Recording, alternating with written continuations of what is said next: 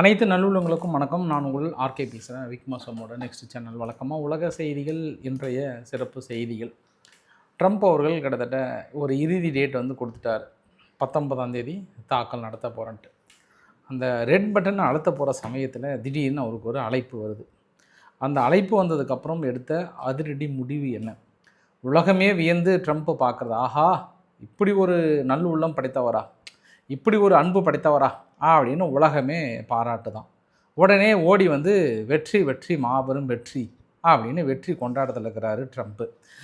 இதுக்கு ஒரு எண்டு கார்டே இல்லையா அப்படின்ற மாதிரி தான் சூழ்நிலை வந்து சென்று கொண்டிருக்கிறது. இதற்கு மேலே நான் சொல்வதற்கு ஒன்றும் இல்லைன்னு நினச்சிங்கன்னா உள்ள தரமான சம்பவம் இருக்குது, நமக்காகவே காத்து கொண்டிருக்கிறது.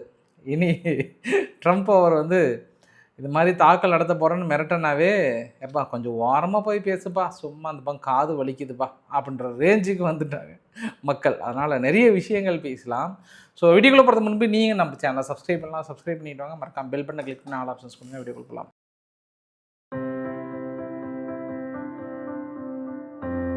நான் அந்த வீடியோ பதிவை தொடங்குறதுக்கு முன்பு நான் 2 ஆங்கிளில் உங்களுக்கு பதிலளிக்க விரும்புகிறேன்.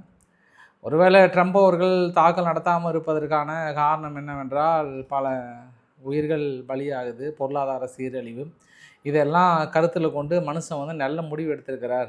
உனக்கு ஏன்பா இவ்வளோ பிரச்சனை அப்படின்னு நீங்கள் நினைக்கலாம். ஏன்னா தாக்குதல் நடத்தாமல் பேச்சுவார்த்தைக்கு வர வைக்கிறதே ஒரு டெக்னிக் தானே. அந்த டெக்னிக்கை அவர் வந்து ஃபாலோ பண்ணியிருக்கலாம் அப்படின்னு நினைக்கலாம் நீங்கள். சரி, ஓகே, உங்களுக்கான விடைகள் நான் ஒன்று ஒன்றா கொடுக்குறேன். நான் நேற்று வரைக்குமே கிட்டத்தட்ட த்ரெட்டன் பண்ணாங்க, தாக்கல் நடத்த போகிறாங்க. வெள்ளை மாளிகை தரப்பிலிருந்து, இந்த வார் டிபார்ட்மெண்ட் பீட்டர் எக்ஸத் இருக்கிறார்ல, அவர்லாம் வந்து தாக்குதலை நடத்துங்கள் அப்படின்னு இந்த படத்தெல்லாம் போயிட்டு அப்படியே இந்த ரெட் பண்ண அழுத்துகிற நேரத்தில் போயிட்டு நிறுத்துங்கள்னு ஒரு சத்தம் வரல, அந்த மாதிரி வந்து ட்ரம்ப் நிறுத்துங்கள்னு ஒரு சத்தம் விட்டாராம். சரி, என்னப்பா திடீர்னு வழக்கமாக இதுக்கு முன்பெல்லாம் ஒரு காரணத்தை கொடுத்தாரு. இது மாதிரி நான் தாக்கல் நடத்த போகிறேன்னா, ஏங்க ஐயா நீங்கள் தாக்கல் நடத்தலான்னா, ஒன்றும் இல்லை, பாகிஸ்தான் வந்து சொன்னாங்க என்கிட்ட, இந்த மாதிரி ஐயா நான் அடிபணிஞ்சிடுறேன், நீங்கள் சொல்கிறதெல்லாம் நான் கேட்குறேன், நீங்கள் என்ன சொன்னாலும் நான் வந்து ஓகேன்னு சொல்லிடுறேன் அப்படின்னு பாகிஸ்தான் சொன்னதுக்கப்புறம், இதுக்கப்புறம் நம்ம ஈரானை தாக்கல் நடத்தினா நல்லா இருக்காது. வெற்றி வெற்றி மாபெரும் வெற்றி, இல்லையே போடுங்களே வெடியே கூட்டுங்களே கேட்க அப்படின்னு கொண்டாடிட்டு இருந்தார் மனுஷன். இப்போ பாகிஸ்தான் சமீப காலமாக கொஞ்சம் அடிபட்டு சின்ன பின்னப்பட்டு அப்படியே கொஞ்சம் ஓரமாக நின்று போச்சு.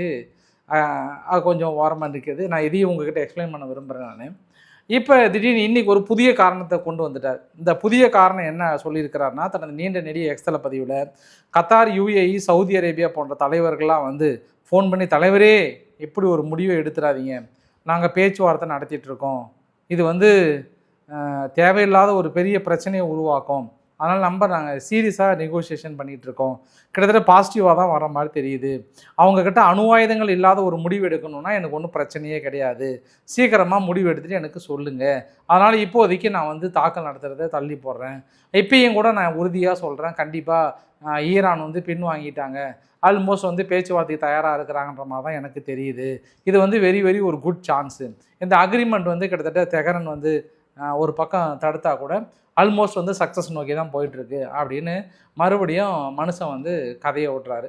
இதை நான் வந்து முழுக்க இது கதைன்னே நான் வந்து சொல்லுவேன். என்ன காரணம் அப்படின்னா, இப்போ ஒரே சமயத்தில் இந்த அரபு நாடுகள்லாம் ட்ரம்ப்புக்கிட்ட ஃபோன் பண்ணி கெஞ்சினாங்க, தலைவரே பாவம் ஈரான் விட்டுருங்க, கண்டிப்பாக அவங்க வந்துடுவாங்க, ஏன் இப்படி ஒரு முடிவு எடுக்கிறீங்க அப்படின்னு கெஞ்சினதுக்கப்புறம் விட்டுட்டாராம் இவர். அப்போ இதே கதையை தானே இதுக்கு முன்பே விட்டுருப்பார். முதல்ல பாகிஸ்தான் வேண்டுகோளுக்கு இணங்க பாகிஸ்தான்கிட்ட போயிட்டு ஈரான் கெஞ்சனால தான் நான் வந்து இந்த போர் நிறுத்தத்தை அனௌன்ஸ் பண்ணுறேன், அதனால தான் நான் போர் நிறுத்தத்தை கொண்டு வந்தேன் அப்படின்னு அன்னைக்கு நீங்கள் ஒரு ட்விட்டை போட்ட உடனே அந்த ட்விட்டை தான் காப்பி பண்ணி பேஸ்ட் பண்ணி போட்டார். அதாவது நான் போர் நிறுத்தம் கொண்டு வரேன்னு சொல்லிட்டு ட்ரம்ப் அவர்கள் அனௌன்ஸ் பண்ண அடுத்த 5 நிமிஷத்துக்கு அப்புறம் தான் அதே ட்விட்டை காப்பி பண்ணி யார், பாகிஸ்தானோட பிரதமர் ஷபாக் ஷெரீப் அவர்கள் போட்டிருந்தார்.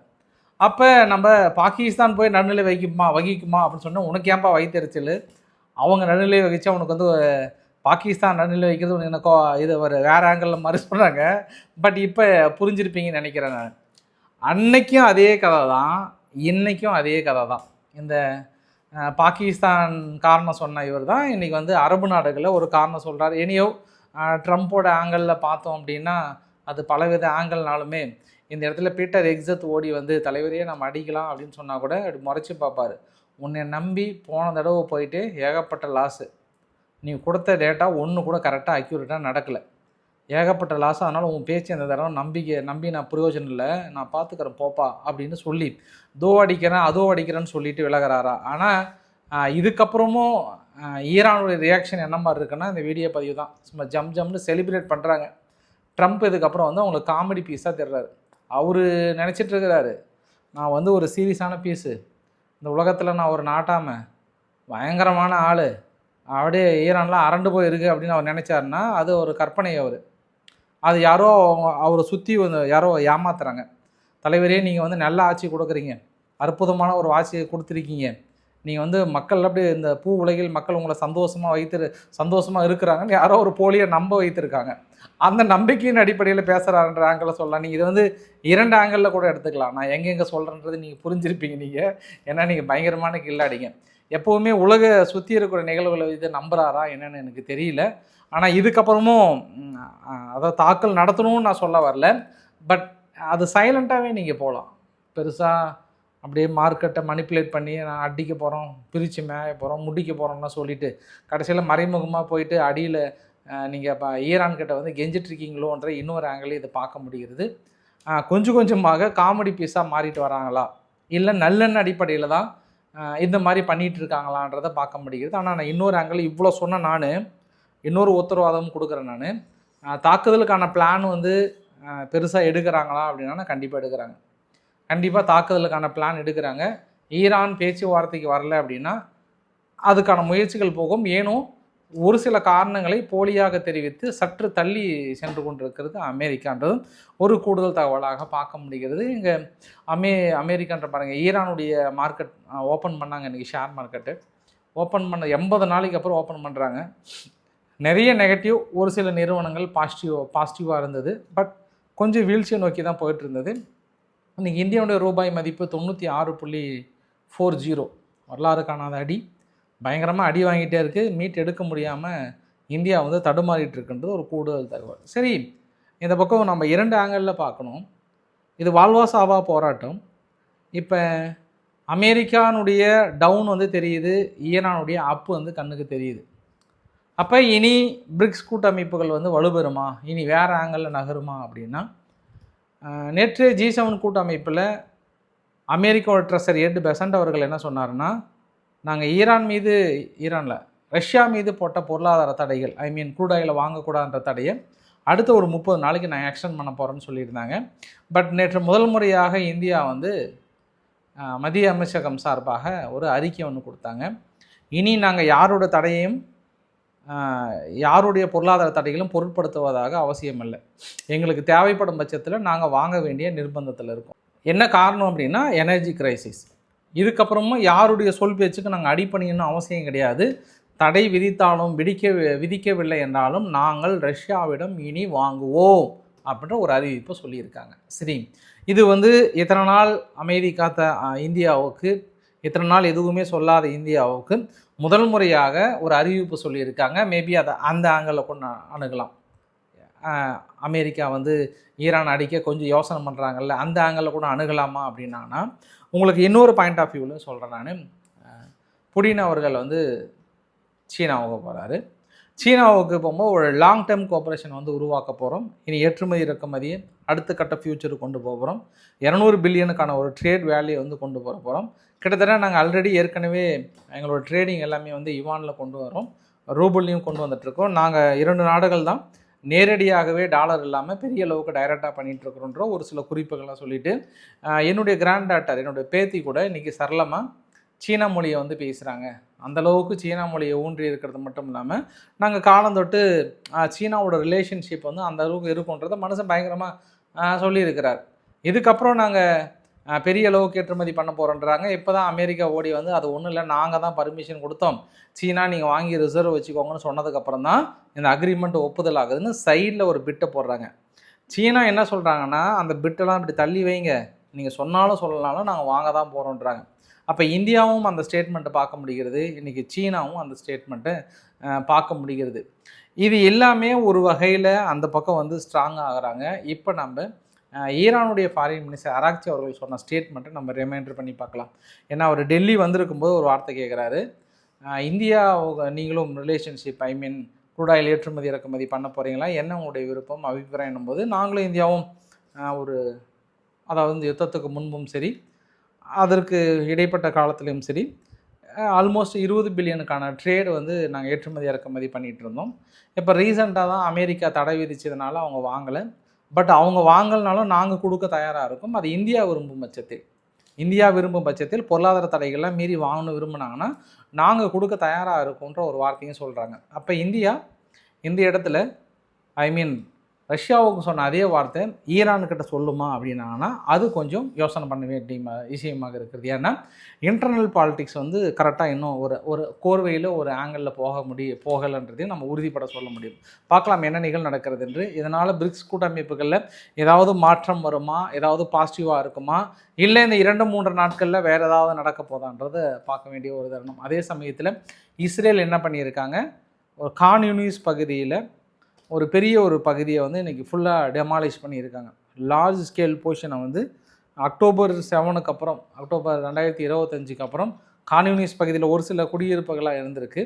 இப்போ தான் காசானுடைய ஒட்டுமொத்த பகுதியை 60% வந்து இஸ்ரேல் வசம் இருக்குது, மீதி 40% காசாக்குள்ளே இருக்குது. அந்த 60% இருக்கக்கூடிய கான்யூனிஸ் பகுதியை முழுமையாக தரமட்டமாக்கி இருக்காங்கன்ற ஒரு பதிவும். ஈரான் என்ன பண்ணியிருக்காங்க, ஈராக்கில் இருக்கக்கூடிய குர்திஸ்தான் நிலைகள் மீது ஒரு கடுமையான ஒரு தாக்குதல் நிகழ்த்தியிருக்காங்க. நாங்கள் கண்டிப்பாக நிறுத்த மாட்டோம், ஈராக் தனது ஈராக்கில் இருக்கக்கூடிய குர்திஸ்தான் தனது எண்ணங்களை மாற்றும் வரை நாங்கள் நிச்சயம் தாக்குதலை நிகழ்த்துவோம் அப்படின்ற மாதிரி வந்து சொல்லியிருக்காங்க. தொடர்ந்து லெபனான் பகுதி இருக்கு இல்லையா, லெபனான் பகுதியில் பார்த்தோம் அப்படின்னா ஒரு 2 ஆங்கிளில் இதுக்கு முந்தைய தாக்குதலை விட அந்த அந்த வரைபடத்தை பாருங்களேன். இந்த வரைபடத்தில் அந்த லைட்டாக க்ரீன் கலர் இருக்குது சதர்ன் லெபனான் பகுதி, அதெல்லாமே இஸ்ரேல் கைவசம் வந்தால் கூட இனி பெருசாக எஸ்டாப்ளிஷ் பண்ணாமல் முன்னேறுகின்ற பாதைக்கு முன்பு பெரிய அளவுக்கான ஒரு தாக்குதலையும் நடத்திட்டுருக்கிறது இஸ்ரேல் அப்படின்றது ஒரு கூடுதல் தகவலாக சொல்ல முடியும். நம்ம இதில் நான் 2 ஆங்கிளில் பார்க்கலாம். அதானியுடைய நிறுவனம் அமெரிக்காவில் தொடங்குவதற்கு ஒரு சில காரணங்களால் லஞ்சம் கொடுத்தாங்கன்ற வழக்கு வந்து பதிவுப்பட்டது. அதுக்கப்புறம் அதானி நிறுவனம் என்ன பண்ணுறாங்க, ஒரு சில அமௌண்ட்டை கட்டுறதுனால அந்த கேஸை வந்து ஃபுல்லாக விடுவிக்கிறாங்க, வித்ட்ரா பண்ணுறாங்க. யார், அமெரிக்கா தரப்பில் க்ளீன் சீட் வந்து கொடுக்குறாங்க. இந்த நியூஸ் வந்து அடுத்து கொஞ்ச நேரத்துலேயே மறுபடியும் அதானி நிறுவனத்தின் மீது அமெரிக்கா என்ன பண்ணுறாங்க, மேலும் பிடியை வந்து இருக்கிறாங்க.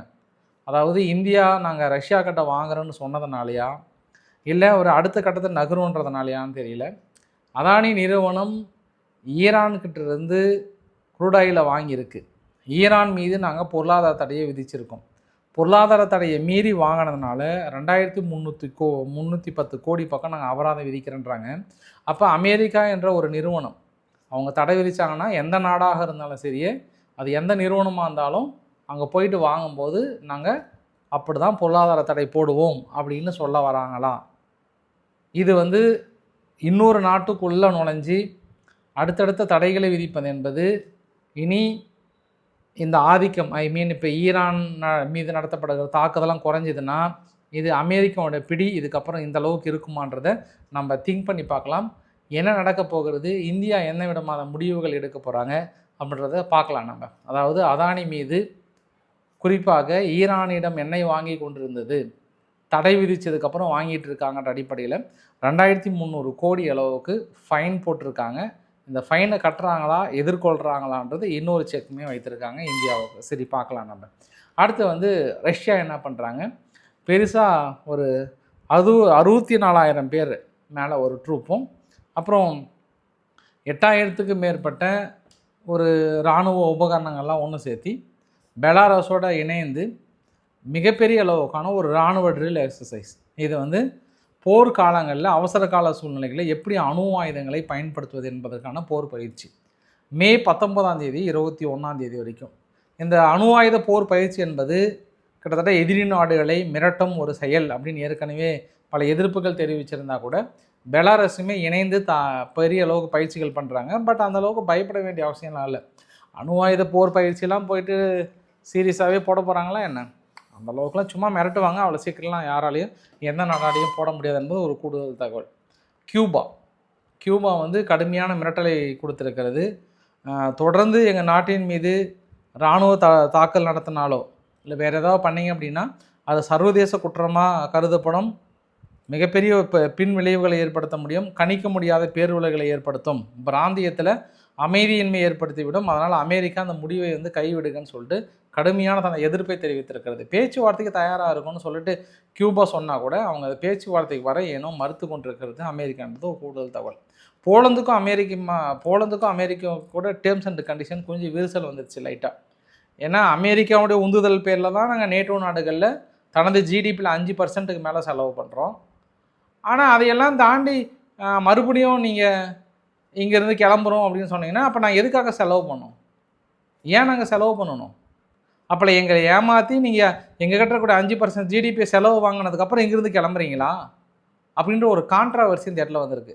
ஜெர்மனிலேருந்து வீரர்களை வெளியேற்றினதுக்கப்புறம் இருக்கிற நேட்டோ நாடுகள்லேயே அதிகமாக தனது ஜிடிபியில் ஒதுக்கி செலவு பண்ணதில் டாப் லிஸ்ட்டு போலந்து இந்த குற்றச்சாட்டை வைக்கிறாங்க. அமெரிக்கா எங்களை நம்ப வைத்து ஏமாத்துக்கிறதா? வாங்குற வரைக்கும் வாங்கிட்டு இப்போ கிளம்புறேன்னா என்ன அர்த்தம்?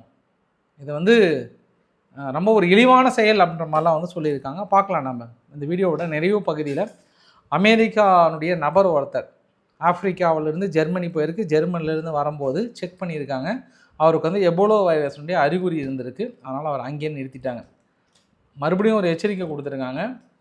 யாராக இருந்தாலும் சரியே எபோலா வைரஸுடைய அறிகுறிகள் இருந்தால் அவர்கள் எங்கள் நாட்டுக்குள் அனுமதிக்கப்பட மாட்டார்கள். முழுமையாக நாங்கள் தடை விதிக்கிறோன்னு அவசர சட்டத்தை அமெரிக்கா தரப்பில் விதித்திருக்கிறாங்க. இப்போ ஜெர்மனி என்ன நினைப்பாங்கன்னா, எப்போ அவனுக்கு எபோலா வைரஸ் வந்துருச்சு சீக்கிரம் நாடு கடத்துற வழியை பாரு, நம்ம ஏன் அங்கே இவரை வச்சுட்ருக்கோன்னு ஜெர்மனி நினைப்பாங்க. அமெரிக்கா என்ன சொல்கிறாங்கன்னா, ஐயையா அந்த ஆள் எனக்கு வேணாம் திருப்பி அனுப்புகின்றாங்க. பாரு, ஒரு நோய் தனது நாட்டு பிரஜையே வந்து பந்தாட வைக்கிறது என்பதும் ஒரு குறிப்பிடத்தகுந்த விஷயமாக இருக்கிறது. இன்றைக்கி அமெரிக்காவில் அது பேர் வந்து இஸ்லாமிக் சென்டர் ஒன்று இருக்குது, சான் டியாஜோன்னு சொல்லிட்டு. இப்போ இஸ்லாமிக் மக்கள் அதிகமாக வாழுகின்ற ஒரு பகுதியில் திடீர் துப்பாக்கி சூடு. ஃபஸ்ட்டு 2 பேருன்னாங்க, இப்போ 3 பேர் பக்கம் இறந்ததாக சொல்கிறாங்க. 2 சஸ்பெக்டை வந்து கைது பண்ணியிருக்காங்க. அந்த 2 சஸ்பெக்ட் இதுக்கு தொடர்புடையவர்களான்ற கோணத்தில் அணுகிறாங்க. துப்பாக்கி கலாச்சாரம் வந்து தலை தூக்கி இருக்கிறது. அதே போல் கென்யாவில் விலையேற்றம், பொருளாதார நிலையற்ற தன்மை, இது எல்லாமே தடுக்க தவறியது கென்யான்னு சொல்லிட்டு கடுமையான ஒரு போராட்டம் நிகழ்ந்திருக்கிறது. இதுவரை 12 பேர் பக்கம் வந்து இறந்து போனதாக சொல்கிறாங்க. போராட்டம் வந்து பெரிய அளவுக்கு வைலன்ஸாக மாறி இருக்கிறது கூடுதல் தகவலாக சொல்ல முடியும் நம்ம. சரி, கிளைமேக்ஸில் 2 விஷயத்தை பேசிடலாம். ஒன்று வந்து சிக்கிமினுடைய முதலமைச்சர் பிரேம் சிங் அவர்கள் பிரதமர் மோடி அவர்களுடைய வேண்டுகோளுக்கு இணங்க மீதியெல்லாம் வந்து பயங்கரமாக ஸ்கோர் பண்ணாங்க. ஏன்னா 5 வாகனம் வருது, 2 வாகனம் தான். இன்னொருத்தர் வந்து எக்கானமி கிளாஸ் இல்லாமல் தனியாக மக்களோட மக்களாக பயணிக்கிறன்ற மாதிரி வந்து பார்த்தாங்க. இன்னும் அதையெல்லாம் படி ஒருத்தர் மேலே போயிட்டு பிரேம்சிங் அவர்கள் வந்து நீ என்னப்பா நான் காட்டுறப்பாருப்பா அப்படின்ட்டு மனுஷன் 2 கிலோமீட்டர் நடந்தே வராராம், ஆஃபீஸுக்கு நடந்தே போகிறாராம். எடே காரணம் என்ன? Energy crisis. பிரதமர் மோடி அவர்கள் வேண்டுகோளுக்கிறாங்க 2 கிலோமீட்டர் ஒரு முதலமைச்சர் சிக்கிம் முதலமைச்சர் நடந்தே வராராம், நடந்தே போகிறாராம். பயங்கரமாக பேசிக்கிறாங்க. எல்லாத்தையும் ஒரு கிராஸ் பண்ணிட்டார். இதுக்கப்புறம் எல்லாருமே நடந்து வாங்க, நடந்து போங்க, ரொம்ப நல்லது, அதி உத்தமம். இந்த உத்தமமான செயலை ஈடுபடுங்கள் என்பதும் என்னுடைய தாழ்மையான வேண்டுகோள். அடுத்தது, வழக்கமாக இந்த மாதிரி விவகாரங்கள் எனக்கு பேசுவதற்கு இன்ட்ரெஸ்ட்டு கிடையாது. எப்போவுமே இந்த சினி விவகாரங்களை அதை பற்றி எனக்கு இன்ட்ரெஸ்ட்டே கிடையாது. அவ்வளோ நான் வாட்ச் பண்ணுறதும் இல்லை. இருந்தாலும் ஒரு ஆதங்கத்தை சொல்கிறேன் நான். ஆண் சமூகம் எவ்வளோ கஷ்டப்படுதுன்றதுக்காக சொல்கிறேன் நான். ஜெயம் ரவி அவர்கள் மனைவி வந்து ஆர்த்தி அவங்க வந்து டைவர்ஸ் கேஸ் அப்ளை பண்ணியிருக்காங்க. அந்த டைவர்ஸ் கேஸுக்கு வந்து மாதம் மெயின்டெனன்ஸுக்கு 40 லட்ச ரூபாய் கேட்டிருக்காங்க. ஒரு மாதம் தனது குழந்தைகளையும் தனது வீட்டு பராமரிப்பு செலவுக்காக ஜெயம் ரவியிடம் எவ்வளோ கேட்குறாங்க? 40 லட்ச ரூபாய் கேட்குறாங்க மாதம். வருஷத்துக்கு இல்லை, மாதத்துக்கே 40 லட்ச ரூபாய் கேட்குறாங்க. அப்படின்னா நினச்சி பாருங்கள் பாஸ், இன்றைக்கி அதிகபட்சமே இந்தியாவில் பிரசிடெண்ட்டோட சம்பளம் வந்து ஒரு 3லேருந்து 3.25 லட்சம் 5 லட்சம்ன்றாங்க. மிஞ்சி போனால் ஒரு 10 லட்சம் கூட வச்சுக்கோங்க. அவங்களாம் வேலை செய்கிறவங்க, நாட்டுக்காக வேலை செய்கிறவங்க. மீதி மற்ற சிஇஓ மீதியெல்லாம் எடுத்திங்கன்னா கூட அதிகபட்சம் 7 லட்சம் 8 லட்சம் கூட வாங்கலாம். அவங்களாம் வேலை செய்கிறாங்க. ஆனால் வேலையே செய்யாமல் உட்காந்த இடத்துல இப்படி ஒரு காம்பன்சேஷன் வாங்குவது என்பது இது இல்லாமல் இழப்பீடு தனி. அதாவது செட்டில்மெண்ட் அமௌண்ட் வேறு, செட்டில்மெண்ட் அமௌண்ட் இல்லாமல் இது வேறு தனி. இதே அமேசானுடைய ஜெஃப் பெசாஸ் அவர்களோ இல்லை ஃபேஸ்புக் நிறுவனத்தினோட ஓனரோ இவங்கெல்லாம் டைவர்ஸ் கேஸ் கொடுக்கும்போது அது 500 கோடி 1000 கோடி அது மாதிரிலாம் வந்து பெருசாக கொடுத்தாங்க. அது இல்லை. ஆனால் இங்கே மாதத்துக்கு 40 லட்சம் மெயின்டெனன்ஸ் அப்படின்னா அப்படி என்ன தான் மெயின்டெனன்ஸாக இருக்கும்? அப்படி என்ன தான் மெயின்டெனன்ஸ் இருக்குன்னு எனக்கு தெரியல. இதை நான் உங்ககிட்ட விவாதிக்கணும். நல்லா தாங்க இருக்குது, நல்லா இருக்குது, நினச்சி பாருங்கள். மாதம் எங்களுக்கு 40 லட்ச ரூபாய் மெயின்டெனன்ஸ் உங்ககிட்ட கொடுத்தாங்கன்னா நீங்கள் என்ன பண்ணுவீங்க? எங்களுக்கு நான் வாழ்நாள் எனக்கு அவ்வளோதான் போதுமே அப்படின்னு நினைக்கிற நபர்களும் இருக்க தான் செய்கிறாங்கல்ல. ஸோ இன்றைக்கு ஓரளவுக்கான தகவலை கவர் பண்ண நினைக்கிறேன். பிடிச்சிருந்தா லைக் பண்ணுங்கள், ஃப்ரெண்ட்ஸையும் ஷேர் பண்ணுங்கள், சப்ஸ்கிரைப் பண்ணுங்கள். Ravikumar RK channel. நன்றி, வணக்கம்.